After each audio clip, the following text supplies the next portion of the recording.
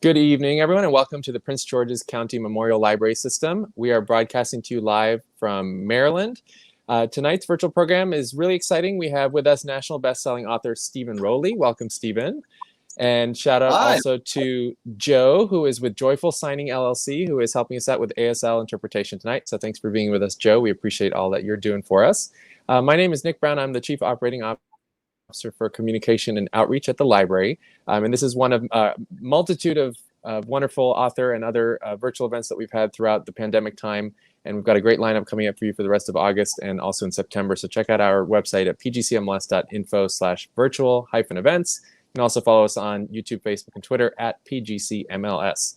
So Stephen Rowley is a fabulous author. You might know him from his debut novel, Lilly and the Octopus, which did super well and was a national best-selling book, especially did well with indie bookstores.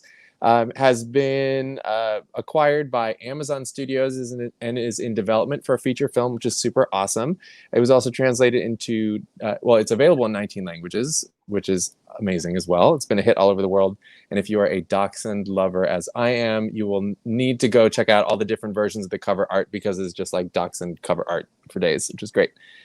Stephen's second novel, The Editor, came out in 2019 and was recognized both by NPR and Esquire as among the best books of 2019.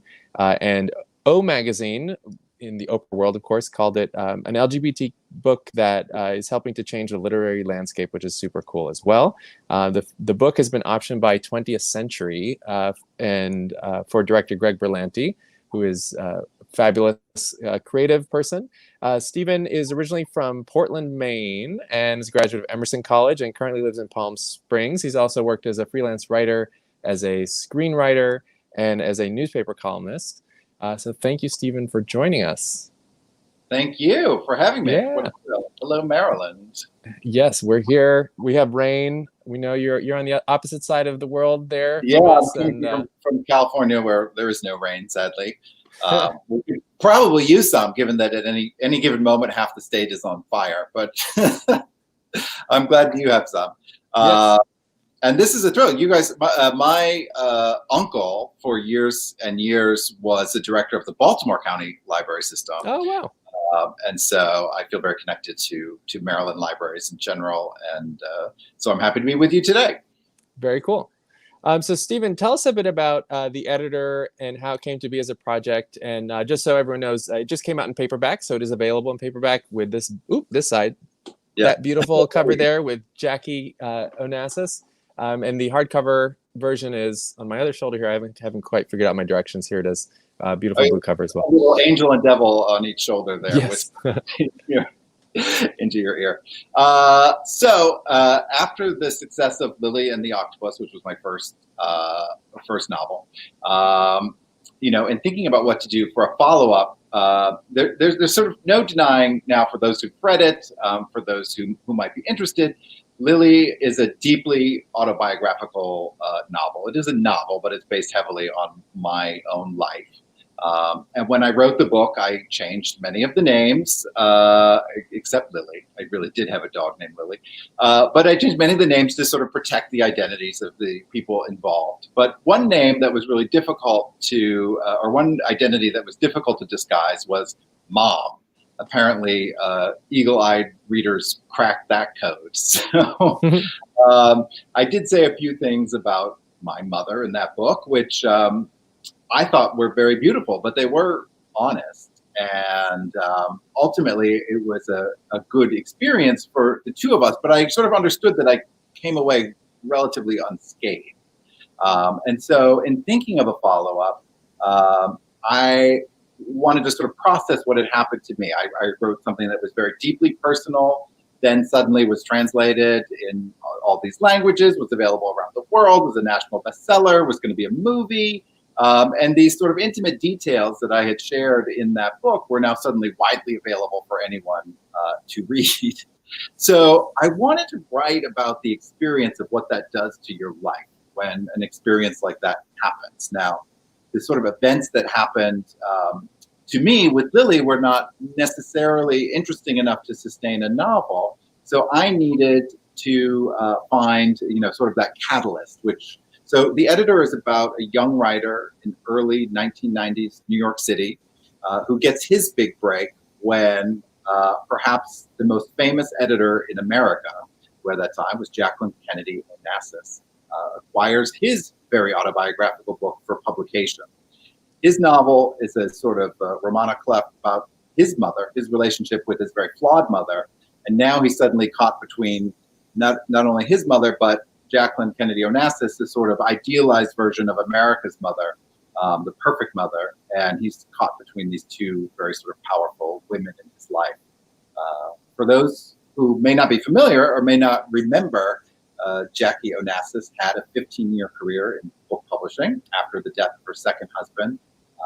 I think a lot of people thought that she was perhaps a vanity hire, that she was a good name for the letterhead, or that she had or for her Rolodex, she had access to a lot of names that the publisher perhaps might like to get to write a book. But she really got down to work and did the hard work of line editing. Saw books through the entire process, became incredibly successful, and had this remarkable third act, editing more than 100 books over the course of her career. So it was a really special, for me to sort of highlight what I think was the most interesting time in her life, when she sort of stepped out of the spotlight of these two marriages. Very cool. So before, I've got a whole bunch of questions about Jackie and your process in researching her time as an editor. Before we get into that, can you tell us a bit about the way that this book is fundamentally about relationships, whether familiar relationships or outside relationships? Just curious to have you build on that a little more after you've given that intro that you did. Yeah, I love a sort of high concept bait and switch. So with Lilly and the Octopus, yeah, there's a dog and there's an octopus, but what it's really about is someone sort of reaching the middle of his life and feeling stuck, and how the obstacles that we often see in our way can be wildly exaggerated, if not entirely made up. And it's about how sort of we push through obstacles and boundaries to free ourselves and move on with our lives. This book, yes, it's about Jacqueline Onassis' career as an editor, but really it's about, it's a love story between a mother and a son. And that's sometimes a very difficult relationship. I think there's a lot more novels about mothers and daughters, a lot more richly explored territory. But the mother-son relationship can be equally complicated, fraught, and very special as well. So truly, at its heart, it's a love story between a mother and her son. Cool. Would you mind reading an excerpt for us before we keep going with the questions? Yeah. So I'd love to read a little bit. This is not a scene with Jackie in it, in that I do not do voices very well. I'm certainly not going to attempt that one. But this is a scene that takes place just as James, the sort of the young writer in the story, is leaving a meeting with Jacqueline Onassis for the very first time. So this is when he walks out of her office after having met her for the very first time. I managed to stay collected until I reached the bank of elevators, even though I can feel everyone's eyes on me as I walk down the hall, back through the paper and the push pins and cubicles and past the framed book covers. I trip and pause only when it hits me that my cover will perhaps one day be among them. Miraculously, I get an elevator to myself for 4 floors, leaving just enough time for me to self-defibrillate before the doors reopen and 3 chatty coworkers enter the elevator and join me for the rest of the ride to the lobby, complaining the whole way about a new brand of powdered coffee creamer that leaves a residue in their mugs. I wonder if they have any idea what just happened. I'm curious if they can glimpse my secret, if they can smell it on me, my own residue, and the coffee creamer conversation as a cover. I try to smell myself to see if there's some trace of Jackie's perfume, or better yet, some faint whiff of American decorative arts from her White House restoration, leather or oils or fine upholstery. It occurs to me they think I'm crazy, a man in a corner with a stunned expression, smelling himself for any trace of 1962. Does Jackie drink office coffee with powdered coffee creamer out of a foam cup? Does she like it or just choke it down to fit in? Does she talk about her weekend in dreamy terms? How was your weekend, Mrs. Onassis? Oh, fine. I reframed the Chagall and then got some sun in Belize. Or is she just one of us, stretching her lunch breaks when spring is in the air, stealing Uniball pens from the supply closet to use at home.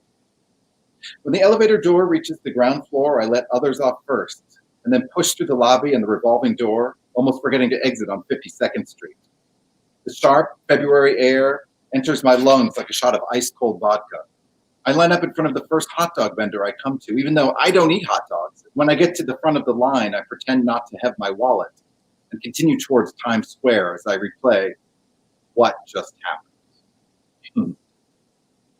Awesome. So that was a little taste of his state of mind after having meeting her for the first time.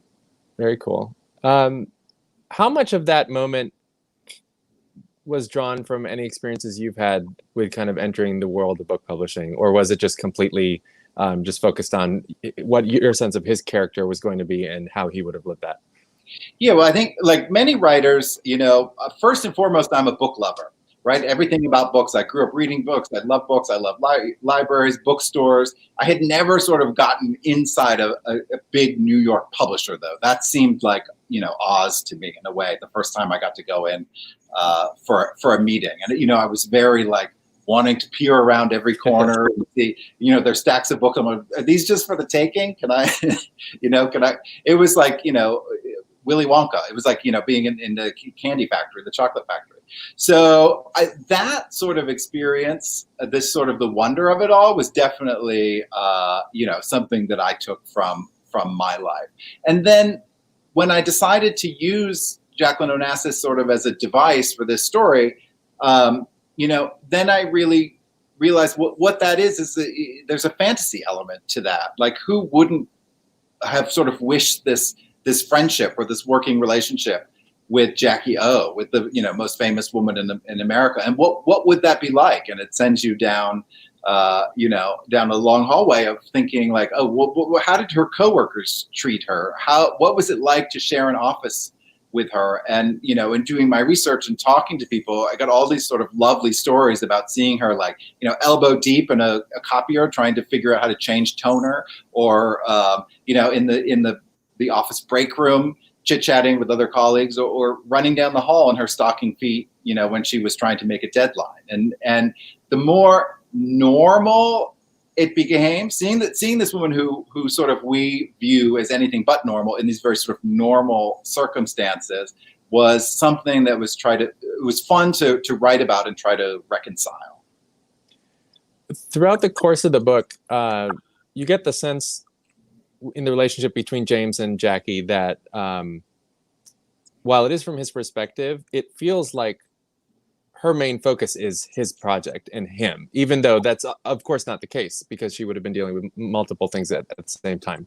And that kind of is revealed a bit more later on. But how much of that kind of focus on her part was a result of your impression of her as a person and the way she valued folks that she worked with, or was that just a question of for the plot that you wanted to keep it focused? Well, that part in particular, I had a very supportive editor myself, and the great Sally Kim at Putnam, and a very supportive publisher who worked hard to put me in touch with a lot of people that she had worked with. Now Jacqueline Onassis died in 1994.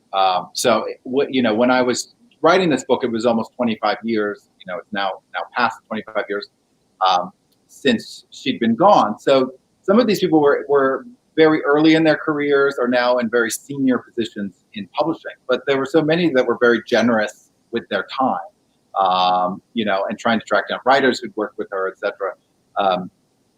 One woman told me that the reason she had such a successful working relationship with Jackie was because she never spoke about her outside the office, and she was going to continue to honor that to this day. And even that's telling in a certain way, about the loyalty that she inspired. But one thing in listening to writers who'd worked with her was this sort of sense that she had this like Zen-like focus on you and getting you to sort of pinpoint the problems in your own work or your own subject or the area that you were writing about that you that you needed to discover on your own. And that was not, she didn't want to just outright tell you what wasn't working with your manuscript, or in this case, what's not, since this manuscript is so personal to James, what's kind of not working in his life. But she had this sort of like, every story needs a Yoda in a way. She had this sort of like, very calming ability to get you there, to walk you there, escort you there yourself until you made these sort of self-actualizations. And that is definitely something I took from the research. As someone who also grew up in New England, the aura of the Kennedy family as being such a fabric of a part of the fabric of society and life, and I is something that I grew up with as well. And I think you captured that really beautifully with the choice of the middle name, and it was pretty subtle and earlier on, but it showed a lot about how James's mother was Irish Catholic, and when you were Irish Catholic in New England at the time of Camelot, there's an effect to all of that. Can you talk a bit about? Yeah. So James's middle name is Francis, much like RFK, and in fact, his mother calls him Francis, especially when he were younger. So that's definitely the sort of lore of the Kennedys hung very heavily over his family life. And I think that's true for a lot of like working class Irish Catholic people. They revered the Kennedys, and that's not something that you escape from, even as we left the 60s and some of the lore faded a little bit more into the background. If you were Irish Catholic from New England, certainly that was something that stayed with you for a long time. So, but that was a choice for that character, because I really wanted him to feel impossibly sort of torn between loyalty to these two women. For James's mother, she's horrified that this woman who she's always revered has suddenly had access to what James had written about her imperfections, that this perfect woman might see her as imperfect. And it was a betrayal by her son. It was her son who had been the one to expose her in this way. It just sort of added to the depth of the sort of the emotional struggle that these characters were going through. So it is a real interesting, love triangle is not quite the right word, but yeah, it is. It's an interesting triangle for sure. Mm-hmm. And then on top of that, there's Daniel, who is James's boyfriend and partner, and there's a lot of change in that relationship throughout the story as well. Can you discuss like what went into kind of crafting their relationship and how it evolved, and then also talk about how, like, to me it seems that James, because of what he was dealing with work-wise, had only so much capacity to dedicate to any one or two relationships at a given time. And between his mother, Jackie, and Daniel, it couldn't all be equal all the time. Yeah, something had to give, and as you read the book, you realize it's often his personal relationship that suffers. But it was very interesting to write about a gay relationship in early 1990s. When we think about, particularly in the context of how much has changed for gay couples in the interim. In the early 1990s, more people were still dying of AIDS than in the 1980s even. So that was still very much the forefront of gay life, particularly in New York City. Two, gay marriage was not something that I came out around that time myself. I never thought gay marriage would be something I saw in my lifetime.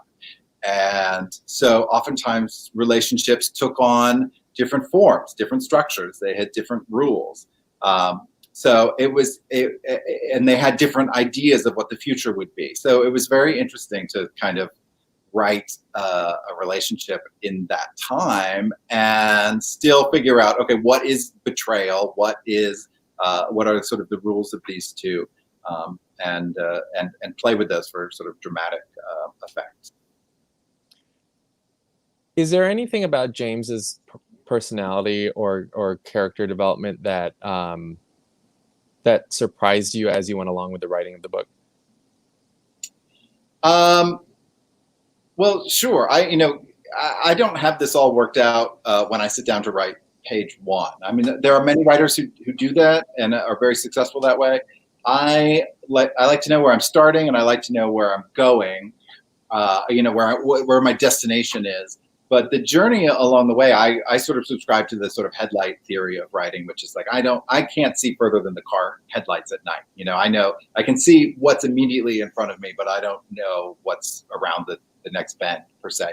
So there were things about James that absolutely surprised me, particularly as they related to myself. The book's written in the first person, so even though it's not me, this is not autobiographical in the way that Lilly and the Octopus was. It's inspired by me having written very autobiographical fiction, but this is not autobiographical. And so I was surprised sometimes at James's selfishness, which I think, for writers, particularly for novel writers, one thing, it's a very solitary occupation, and you kind of live with this story in your head for a long time before it's even on paper, before it gets to an agent, to an editor, let alone hits bookshelves. And you sometimes are off living in this very other world, internal world, while you're trying to carry on your relationships in real life. Now fortunately, my partner in real life is also a writer, so there's some understanding for that.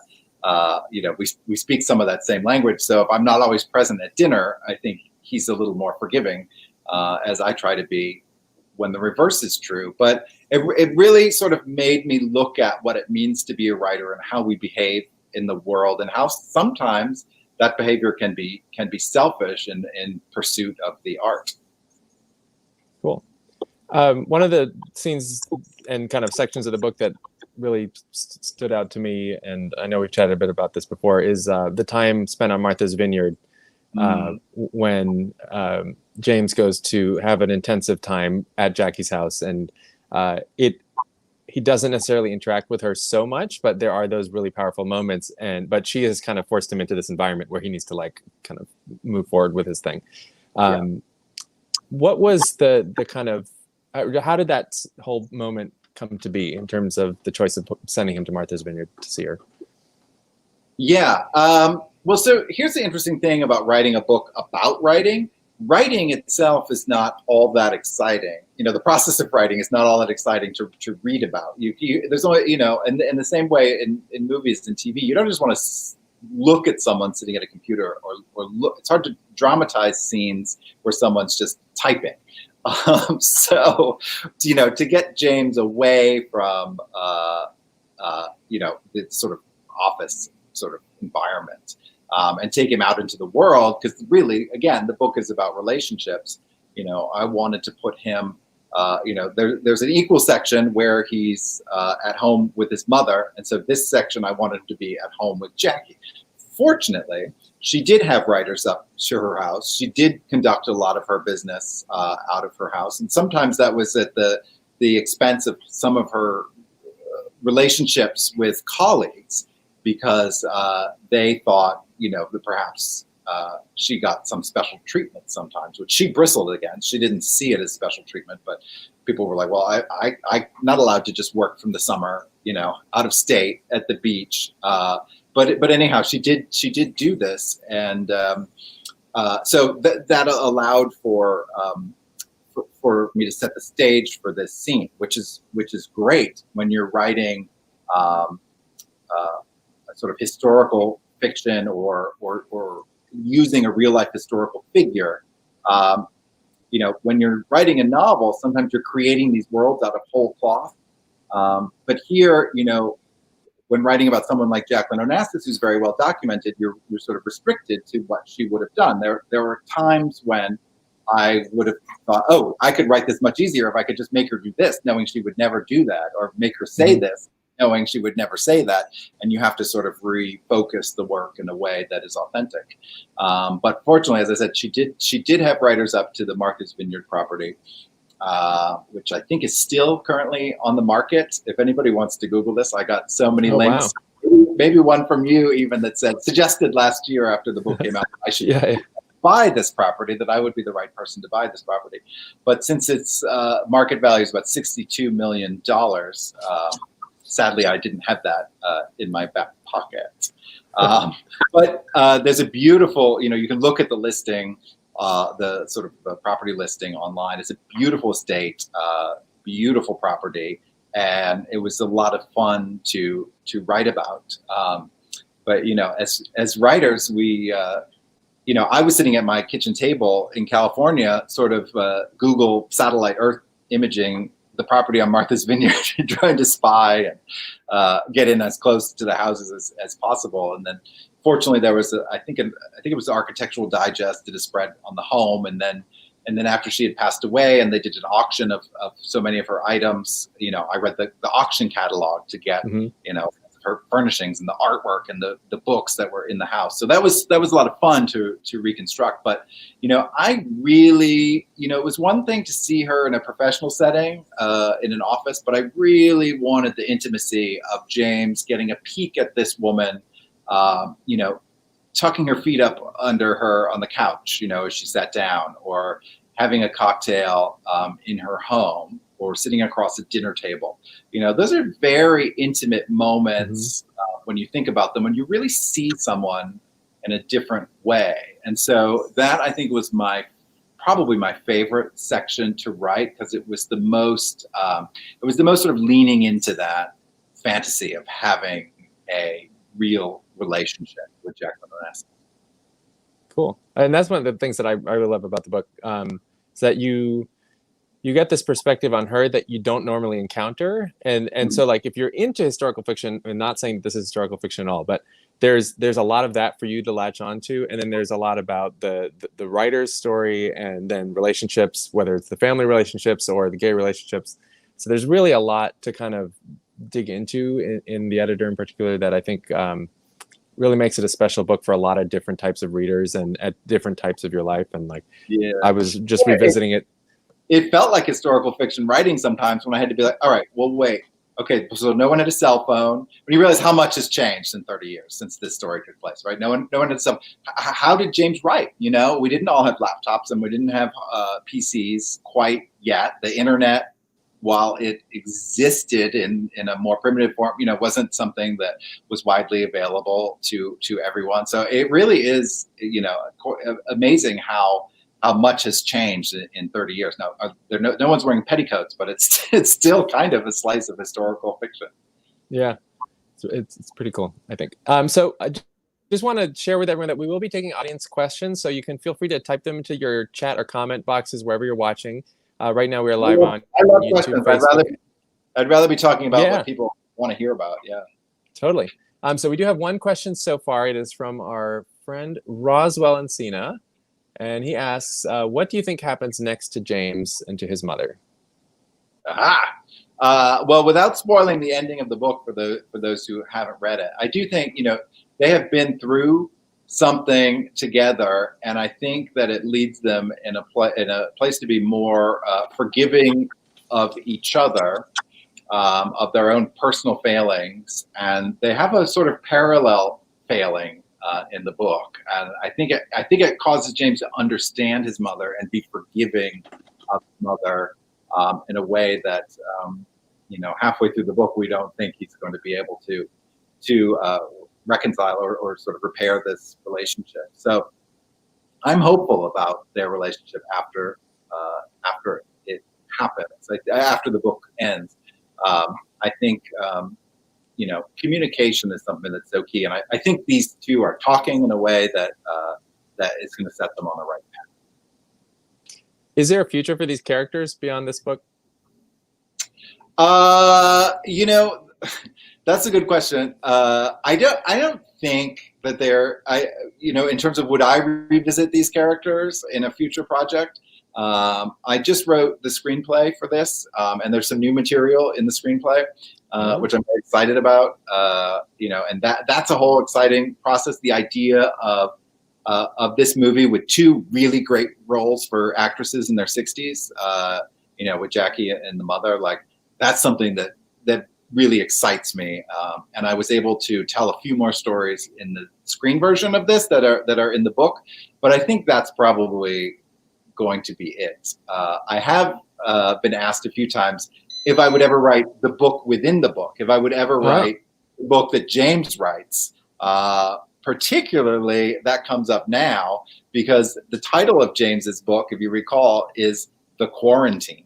And that takes on new meaning this summer. So, Yes. but no, I don't think I could write something called The Quarantine now. I'm all quarantined out.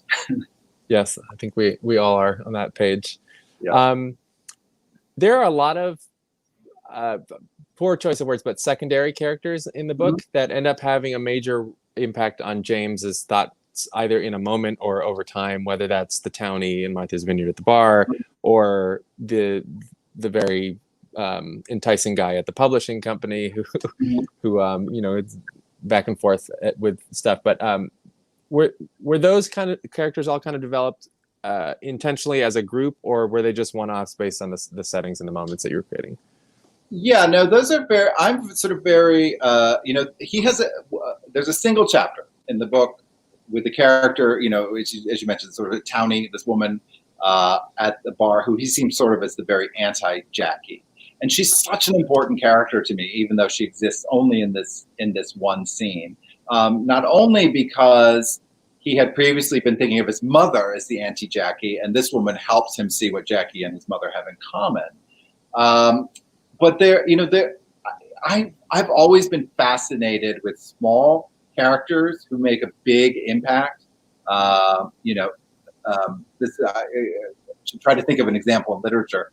What's coming to me, I'm a big fan of the Coen brothers movies also, and there's a scene in say Fargo, which I call the Mike Yanagita scene, where Frances McDormand sits down with this high school classmate who contacts her in the middle of the movie for no apparent reason. There's this scene in the middle of the movie, and yet it's kind of the heart of everything that it's trying to say, even though this is not a main character. And I love sort of smaller characters that are so fully realized that they have a much bigger impact on the story than you would think based on the size of their appearance in it.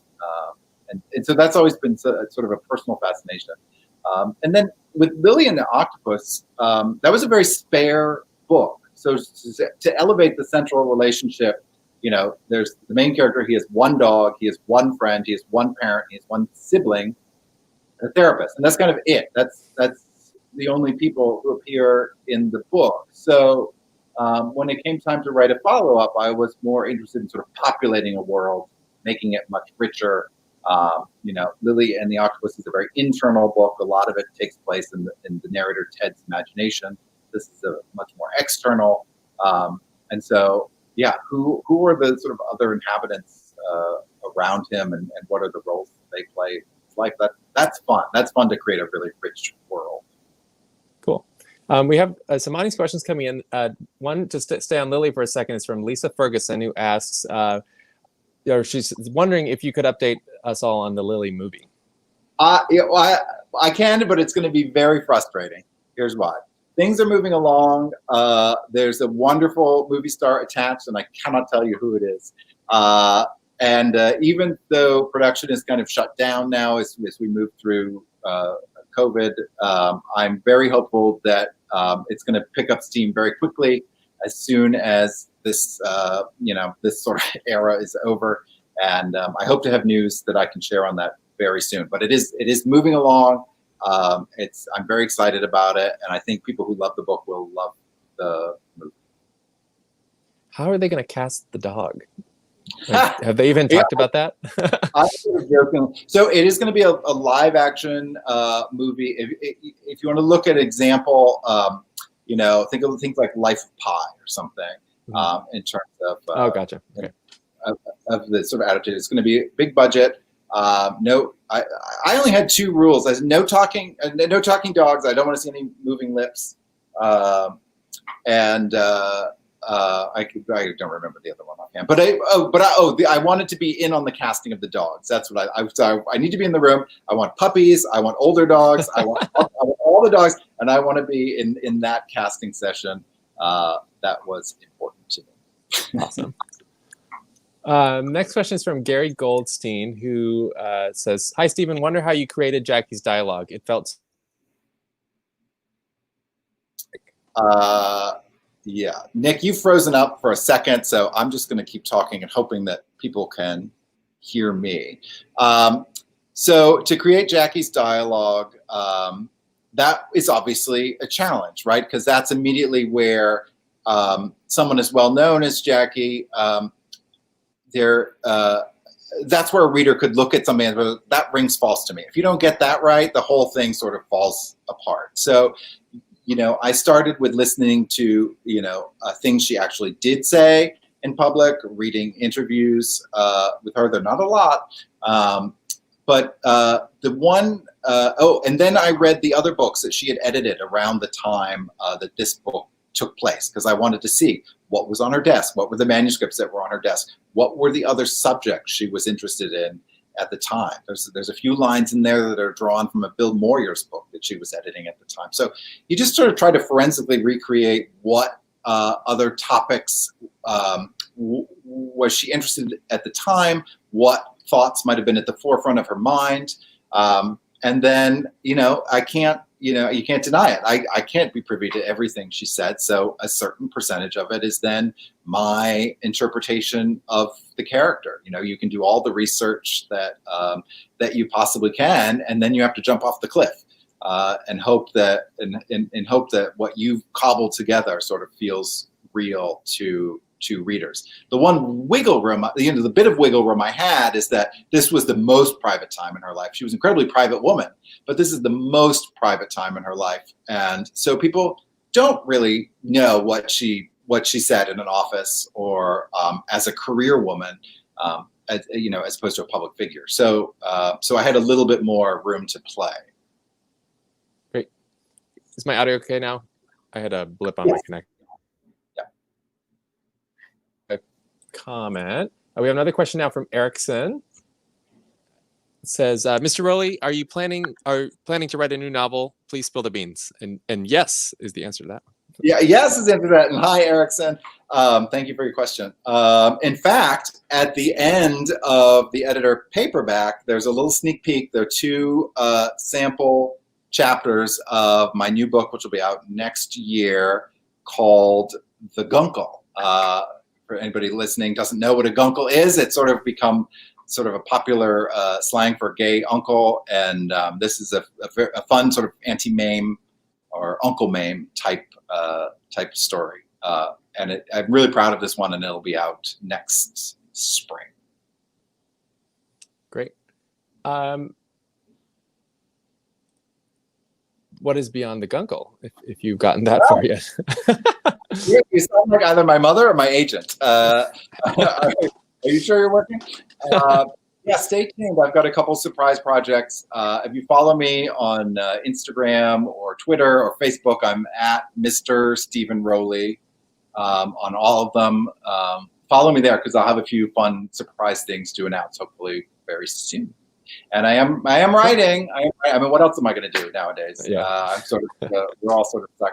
So I sort of look at it as I know I'm going to want to rejoin society as soon as I possibly can. So I might as well bank some work now, so that I can see my friends again. I know.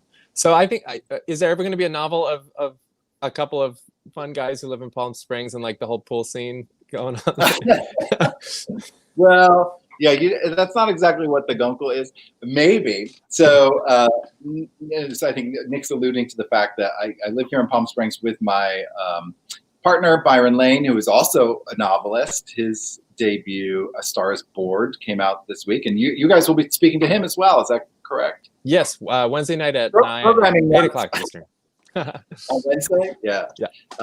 So tune in him to hear that. He was Carrie Fisher's longtime personal assistant, and this is while it's a novel, it's inspired by their very close friendship. So it's a lot of fun. So here we're out here in the desert creating art and jumping in the pool when it reaches over 100 degrees. Cool. To shift gears a little bit, would love to get into some. Am I sounding choppy?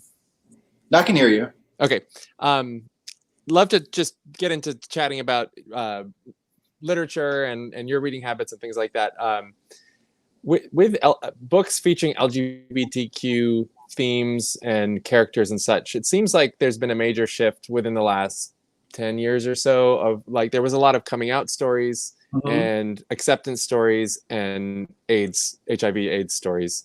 And now it feels like the entire spectrum of gender identity and sexuality is all getting the support that it deserves to get Yeah. published. Though the big publishers are kind of on a still an upward trajectory with all that. What are your thoughts on the changes in publishing of those stories? Well, I think, publishing, I think more so than a lot of other industries has been good to embrace diverse voices. There's always room for improvement. And in fact, there's been a big movement, obviously, this year, both politically, but within publishing as well, to be better.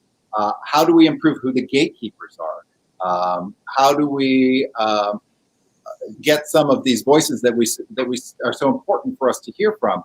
How do we get them, agents and in the doors at publishers, so that it's not as homogenous. The publishing experience isn't as homogenous as it sometimes has been.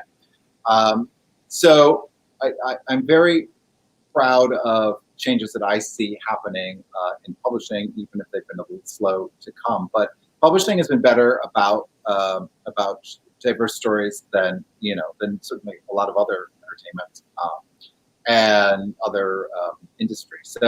So I'm proud of that. I do think we're taking a step away from coming out stories, at least gay, cis, male coming out stories, particularly if they're of a certain income bracket. Coming out stories are still important, but now I want to hear trans coming out stories. I want to hear non-binary coming out story. There are sort of new, and I want to hear from other cultures and stories from other countries and the difficulties there. So, but for instance, like the Gungle for me, that's sort of, I don't have kids. I'm not a father, but it's a way for me to reconcile my feelings about not having kids. And so there are new sort of elements of the gay experience to explore, where nowadays, families are much more common, marriage and children and some of these issues. And so it was more interesting to me to write about where I feel both as a gay man and not having children, but also as an artist. What is it like to make art when you don't have what is arguably one of life's great emotional experiences in your arsenal? So there's sort of all sorts of new stories to tell, and I'm excited to see what's coming down the pipeline. Cool. What are some books and authors that you've been enjoying this year? Oh goodness, so grateful for books more than ever. I've been reading on a couple different fronts. Like I think so many. I think this will sound familiar to you and so many, but we've certainly had a new reading list assembled for us this year that have been so important. The anti-racism books. For me, that also meant diving deeper into catalogs of writers like James Baldwin that I had read in the past, or revisiting some works and allowing myself to interpret them in new ways.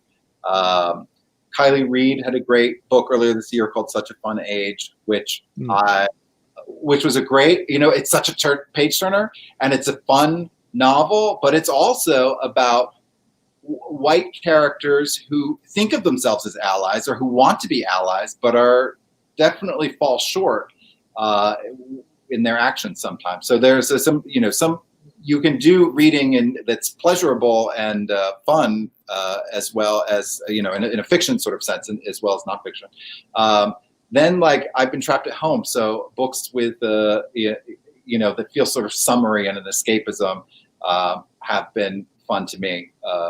I had to interview Ellen Hildebrand for an event recently, and so I read 28 Summers, which was 28 Summers on Cape Cod, and that's great fun, as well as on Nantucket, as well as a book by Christina Clancy called The Second Home, which is about a summer cottage on Cape Cod. And so I've been doing some sort of summer escapism, and then I always love dog books that are a little less traditional, and I finally caught up this year with Sigrid Nunez's The Friend, which I think won the National Book Award a couple years ago. But that was exploring grief and dogs. That's right in my wheelhouse as well. Very cool. What is the kind of impact that you hope for your books to have on your readers, or do you just kind of put them out there and know that there's going to be a lot of different ways that people can connect with the stories? Yeah, I mean, I don't know that I have an exact hope for readers. I know that it's always the most meaningful when I'm sort of caught off guard. And I still hear from people who are reading Lilly and the Octopus. And so I think of Lilly, who was this dachshund with comically short legs. And I hear from people as far away as South Africa, New Zealand, or China, Japan, and all the places where this sort of book has been. And I think about this timid little dog that I had with these comically short legs, having these incredible travels and adventures. And I hear from people who she has touched. And that's not something I could have imagined when I wrote the book. And so that's always, an incredible surprise. And it is, that one is a book about grief. So when I feel that Lilly has been helpful to someone in their own grief journey, like that's incredibly rewarding. So I always think the reaction can be a bit of a surprise, and I like it to be a surprise for me as well. Cool. One of the things that's really special about the editor, of course, is like it's this glimpse of someone who's been really striving to achieve something, getting to the point where he's been let into the gates and then has to kind of deliver when the opportunity's there. For you, how did you go from the other types of writing that you did, whether it was the screenwriting or the column writing, to becoming a novelist, and what was that kind of journey like, transitioning? Yeah, so when I sat down to write Lilly and the Octopus as a novel, I was coming at it from the experience of being a very frustrated screenwriter. So for screenwriting, you're always waiting to clear some other hurdle. So it's like you need a financier, then you need a producer, you need a director, you need an actor to sign on. All these you need all these people to say yes before your story even has a chance to reach an audience. And also filmmaking is a wonderful art, but it's very collaborative. So Lilly and Octopus was a deeply, deeply personal story to me that I wanted to tell, and I didn't want to have a room full of people tell me I had to tell it some other way. So I sat down to write it as a novel. They're completely different industries. So I didn't have representation. I didn't have an agent or anyone for novel writing, for publishing. And so I had to start from scratch again. And if I've told this story before, but if you want to hear absolute crickets on the other end of a telephone line, like call New York publishing agents and ask if they want to read a book about a dog and an octopus. And, you're lucky if you don't get hung up on. So I was very close to self-publishing Lilly because I was proud of it as a piece of writing, but I knew it was inherently perhaps a little strange. What I was really writing about was attachment and how difficult it can be to let go. So having that octopus metaphor, that sort of tentacular metaphor, made sense to me. But I thought, all right, well, maybe it's a bridge too far for most.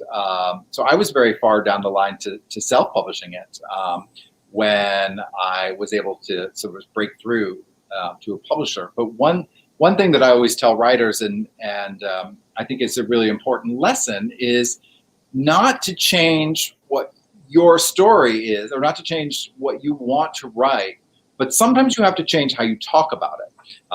Because the book, I don't lead with a dog and an octopus, if that's what your book is about. Is about connection and being stuck in life and finding your way through. And so once you can talk about your work in more sort of universal themes, that'll help you break through. So before we get to kind of wrapping up here, because we're rapidly running out of time, what are some of the fun things that you're doing to kind of keep calm and get through this crazy time in life with COVID and everything else that's going on. Do I appear calm? Do I appear sedated? You do. I don't know. I think I'm so incredibly lucky to have a job where I'm allowed to escape into these other stories that I'm building, and that, when I'm trapped at home, and we've been sort of sheltering at home or apart from other people, being able to have that escape has been truly, a savior for me. So I've thrown myself into work, and that is not a criticism to against any other artist or a creative type who is feeling that now is not the time to create or not the time to be productive with work, because I understand that too. It is very difficult sometimes to sit yourself down and get that work done. We're all suffering through a low-grade depression or a grieving of what we thought this year might be, and so that's important to listen to that as well. But for me, I found the work as kind of a saving grace this year. So that's it. It was either that or become an alcoholic. So I decided to work instead. A healthy choice. Yeah. Now, one of the little things that you threw into the editor, which I know is probably reflective of your feelings for libraries generally, but there is a little scene in New York Public Library, and you are a big fan of libraries. Yes. Can you just tell us about that love and affinity for what we do? Yeah, I grew up going to sort of like the children's reading room at my library, my local library in Maine. Summer reading programs. There were, movies that would screen at the library. Anything you could do at the library. We didn't grow up without a lot of resources. I mean, we didn't grow up with a lot of resources. But one thing that I had that allowed me to do the job that I have now, I had access to a good public school system, and I had a library card at our public library. And those two things made all the difference in my life. I don't think I quite understood my relationship with my local children's librarian until my sister and I were dropped off at the library. We'd spend hours there. And then when we were old enough, we were trusted with a little bit of money so that we could go across the street to Red's Dairy Freaks, which is the ice cream place across the street from our library. We each had 50 cents or whatever at the time.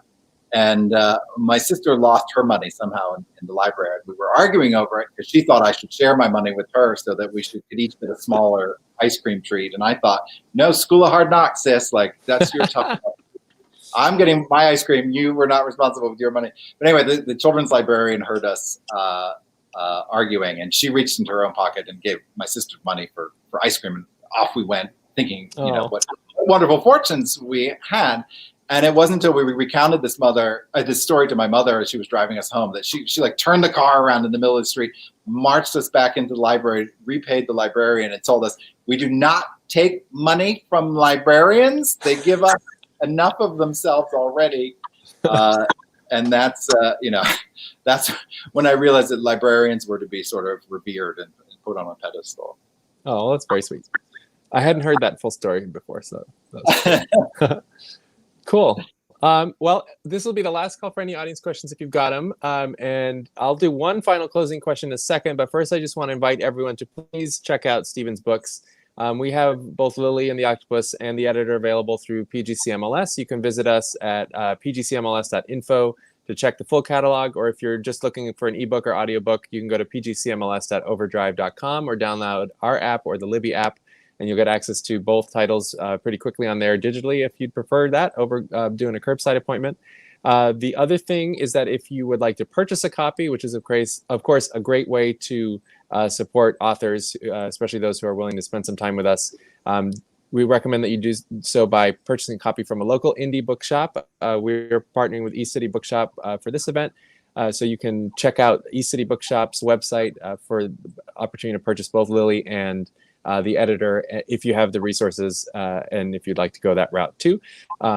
Lilly is a wonderful, wonderful gift to give to anyone who's ever had pets in your lives. It might not always be the moment for them to read it based on like when they've lost pets and things, but as someone who's had pets and dachshunds in particular. It's a really fabulous book, and the editor is very different from that in terms of the story, but equally wonderful reading experience. And Stephen has a wonderful writing style that is very inviting and makes you feel very at home with the characters.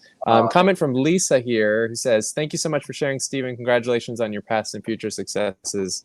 Can't wait to read your next projects, and stay safe." Well, thank you, Lisa. Thank you, Lisa. Yeah, that's great. I just want to add too, I don't want to talk anyone out of buying copies of my book. Please, if you want to do that, please. But I do have people reach out to me on Twitter or whatnot and say, I'm sorry but I had to get your book from the library. And don't ever apologize for getting a book from the library. That's what libraries are for. And guess what? Libraries buy books too. That's how they're in the collection. So yes, never apologize to an author for getting their book from the library. Authors love libraries, and we're just happy that you've chosen our story.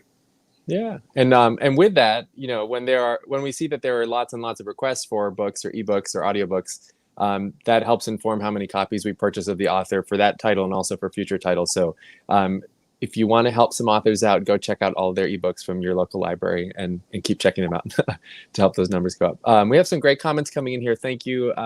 Rose said, "I haven't heard about this book or author before, but I'm glad I tuned in. I'm looking forward to reading about a dog and octopus having just lost our favorite guy. We're sorry for your loss, Rose, and hope that Lily and the Octopus is comforting for you when you read it." Also, comment from Diane, who says, "Libraries have always been treasure troves which held all sorts of gems, and the greatest were yet to come. DVDs, audiobooks, computers, etc. were things decades into the future, and look where we are now." So thank you, Stephen, for this. This has been wonderful. And if you're willing, I'd love to get on the list for the Gungle's release for next year, whenever you're ready to plan that tour. Hopefully we'll have you in person then on that book tour. That'd be great. I know. I miss being out there and meeting readers in person. Thank goodness for technology that we can still be together even though we're apart. But I miss hearing from readers in person. So very good. And thank you also to Joe, of course, for his gifts and making this chat available to even more folks. So we're grateful to you, Joe, and to Joy and Novell at Joyful Signing LLC for making this all possible. And thank you to Penguin Random House's library team, who are great supporters of our library programming and libraries all over the country. So without further ado, we'll bid everyone good night. Thank you, Stephen. Thank you, Joe. And go read The Editor. Yay. Thank you, Nick, for being a great host. Of course. My pleasure. And good night, thank you, all. Prince. Yeah.